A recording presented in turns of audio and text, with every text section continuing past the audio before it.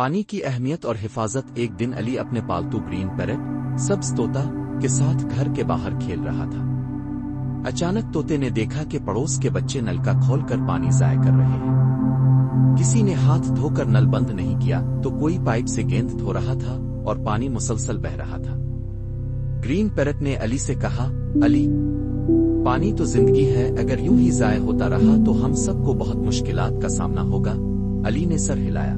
تم ٹھیک کہتے ہو طوطے بھائی، لیکن ہم کیا کر سکتے ہیں؟ طوطے نے کہا، ہم سب کو آگاہی دینی ہوگی۔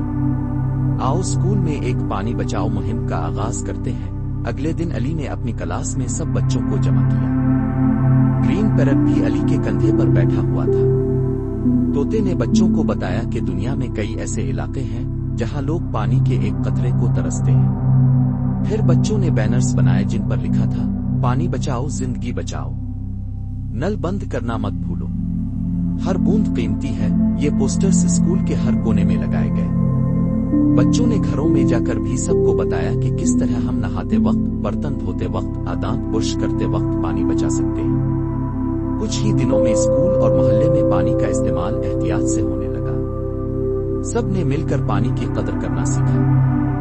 گرین پیرٹ خوش ہو کر بولا، علی، ہماری محنت رنگ لا رہی ہے۔ بچے سمجھ چکے ہیں کہ پانی نعمت ہے۔